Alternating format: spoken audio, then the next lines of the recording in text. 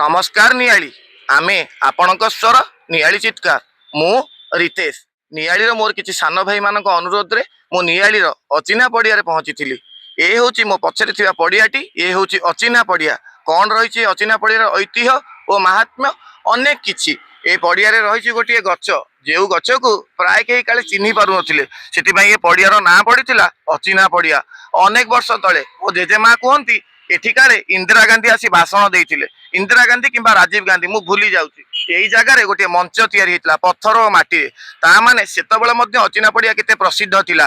किंतु आज्ञा दुख और परितापर विषय तो पंचानन कानून गो बाबू मंत्री थिबा समय काले एठी हेइतांदा गोटे मिनी स्टाडियम किंतु किए कला चंचकता कहार रहिला पक्षपातिता कहीं करागला ना निष्पक्ष भाव में नियाली गोटे मिनी स्टाडियम निर्माण यही कथाटी एपर्यंत नियालीवासी मन में प्रश्न ही रही जाइए कहीं अचिन्हा पड़िया हो पारा ना गोटे मिनी स्टाडियम। कहीं मु मना करूनी अड़सपुर भी स्टाडियम हवा दरकार ना बोली चिंता करंतु आज्ञा।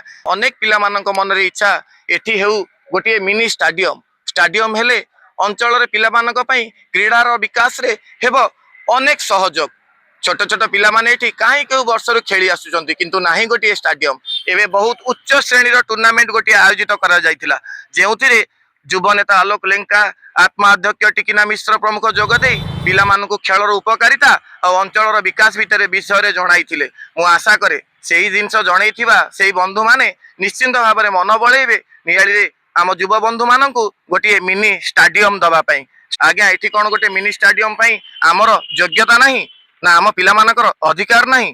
मु आज नूतन नियालीर निर्माता निष्ठारे निरपेक्ष भावे नियालीर सेवा करुथुबा निर्मल भावमूर्ति रखी नियाली अंचल रे लोकप्रिय विधायक श्रीजुक्त छवि मल्लिक भाई को अनुरोध करी दयाकोरी नियाली अंचल रे गोटे मिनी स्टाडियम पई तांकर आशीर्वाद प्रदान करंतु।